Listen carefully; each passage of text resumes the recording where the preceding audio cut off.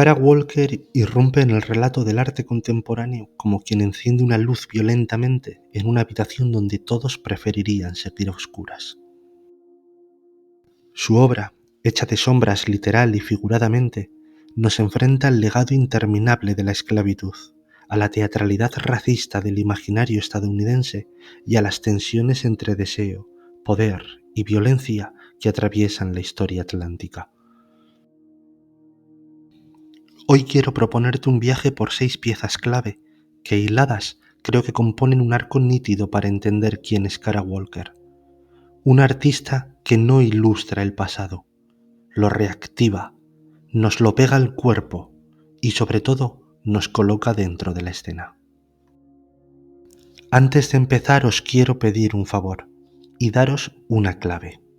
Sus instalaciones están pensadas para que nuestra propia sombra se mezcle con las siluetas, volviendo de esta manera al espectador en cómplice y testigo a la vez. Os pido que lo tengáis en cuenta y que hagáis el pequeño esfuerzo de imaginar vuestras sombras entre sus siluetas.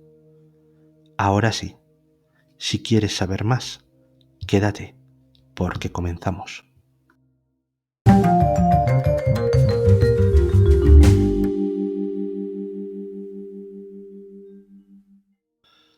Comenzamos por esta obra conocida como Gone, pero de título interminable que os lo dejo en la pantalla, que data de 1994.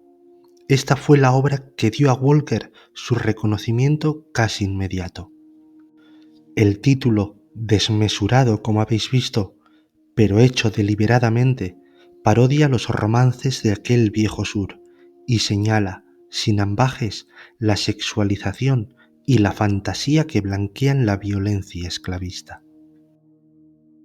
Son 13 metros por más de 15 de panorámica en papel recortado. Una procesión de gestos y actos que a primera vista parecen viñetas graciosas de sombras chinescas. Pero algo pasa cuando nos acercamos y vemos los detalles. La humillación, el abuso, la coerción nos pillan de sorpresa y nos obligan a detenernos. El título, largo y paródico, hace referencia directa a las novelas románticas sobre la guerra de secesión, como Lo que el viento se llevó, que mostraban una visión edulcorada del viejo sur. Walker desmonta ese mito con un golpe visual. El romance sureño se revela como un teatro de abusos. Lo brillante es cómo utiliza un recurso doméstico del siglo XIX, el recorte de siluetas, para evidenciar lo que ese mismo siglo quiso ocultar. Esta obra, hoy en la colección del MoMA, cimentó su lenguaje, el melodrama histórico convertido en sátira negra, literalmente en negro sobre blanco, para desmontar la iconografía sentimental de la guerra civil y sus mitologías. Un año más tarde, en 1995, afila el bisturí y crea la siguiente obra, El final del tío Tom y el gran cuadro alegórico de Eva en el cielo. En ella Walker invoca la novela abolicionista más influyente del siglo XIX, La cabaña del tío Tom, y la desmonta desde la alegoría, exponiendo la fragilidad de los consuelos morales que ofrece y la forma en que el sentimentalismo puede inocular el horror real. Walker se pregunta, ¿qué ocurre cuando el arte contra la esclavitud construye estereotipos y sentimentalismos que siguen reduciendo al personaje negro a la victimización? Este es un mural de siluetas enloquecidas, casi carnavalescas, donde se mezclan personajes de la novela con figuras grotescas que desarman el melodrama moral. El resultado no es una lección de historia, sino un espejo deformante que nos devuelve la continuidad de estereotipos y fantasías arcaicas en el presente.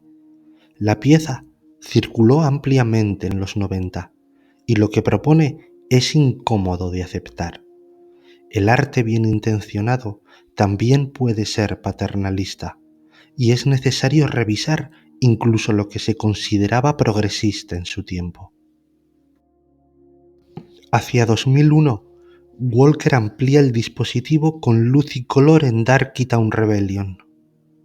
El título, que suena a carnaval grotesco, nos lleva a un espacio oscuro donde los proyectores llenan de color la pared, donde las siluetas proliferan.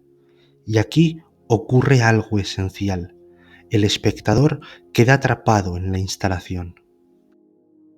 Te quedas sin escapatoria. Tu sombra se imprime sobre la escena sin poder evitarlo. La rebelión, así, no es solo histórica. Claro que habla de las insurrecciones de esclavos, sino que es óptica y moral. Nuestras propias sombras se pegan a la escena y la activan, contaminando hasta hacerla desaparecer esa distancia cómoda entre obra y público. Ya no se puede mirar al pasado desde lejos. Ahora se trata de reconocer que tu cuerpo forma parte de ese relato. La pieza, hoy en el Mudam, se ha convertido en paradigma para explicar cómo Walker convierte el museo en teatro de memoria, donde el pasado se interpreta con nuestros cuerpos. Este salto prepara Insurrection del 2000, presentada en el Guggenheim. Aquí Walker lleva su ciclorama de sombras al extremo. Proyecciones, recortes, adhesivos, una coreografía que simula una revuelta de esclavos y la histeria con que la historia ha sido narrada y consumida.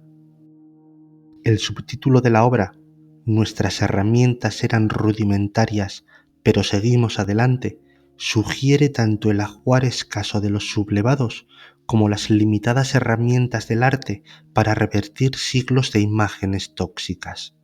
Y aún así, la necesidad de insistir en la reivindicación y la lucha. Lo fascinante es cómo el dispositivo te arrastra. El espectador no ve una revuelta, simplemente se ve envuelto en un rumor. Walker ha dicho que trabaja como si montara una exposición histórica y a la vez una farsa. Es justo en esa tensión donde su pieza encuentra su filo.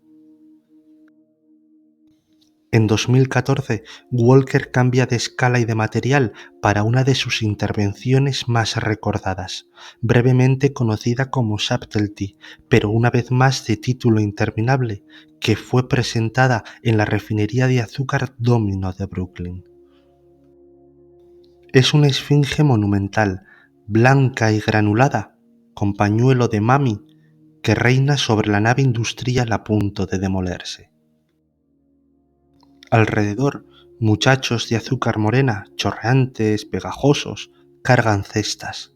Son figuras dulces y siniestras a la vez, caramelos de 300 kilos, frágiles y vulnerables, que huelen, se derriten y manchan. La pieza convierte el azúcar, símbolo de pureza y de cocina doméstica, en testigo material de un sistema global de explotación, plantación, tráfico, refinado y consumo.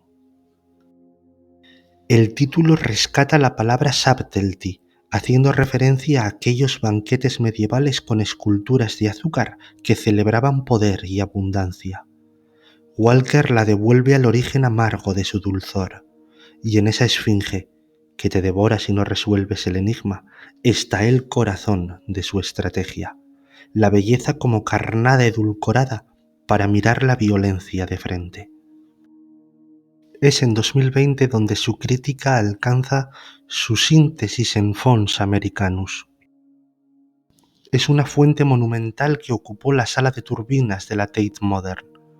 Walker en ella parte del Memorial Victoria londinense, símbolo del orgullo imperial, para construir con materiales temporales una contrafuente que narra otra épica del Atlántico, la de los cuerpos arrojados al mar, la de los náufragos, figuras híbridas, gárgolas que lloran agua salada.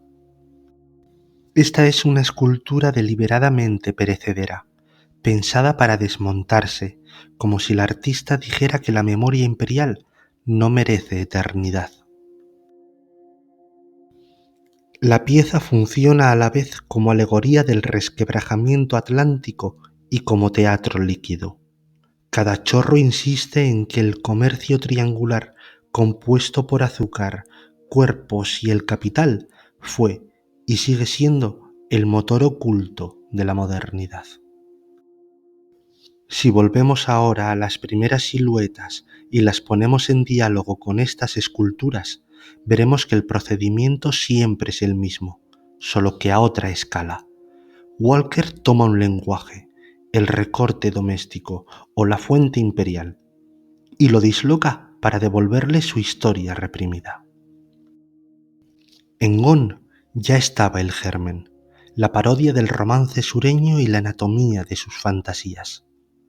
En Tío Tom, la crítica al sentimentalismo como coartada, y en Fons Americanus, la contrahistoria alzada, a escala de ciudad contra el mármol de la euforia imperial. Walker no busca reparar la historia con imágenes redentoras. Al contrario, quiere hacer visible la dificultad de representarla sin repetir su violencia. Por eso sus escenas giran en el filo de la caricatura, del obsceno, de lo que incomoda. Por eso nos coloca, con nuestras sombras, dentro del dispositivo. Por eso su monumento de azúcar se derrite y su fuente monumental nació para desaparecer. La fragilidad de los materiales, el papel, el azúcar, la fibra, las resinas no nobles, no es un capricho, es una ética. Su obra es un teatro de sombras donde la gracia se vuelve macabra. Walker nos quita ese guión cómodo de simples espectadores y nos entrega uno realmente incómodo. Nos recuerda que somos figurantes de un drama que no termina.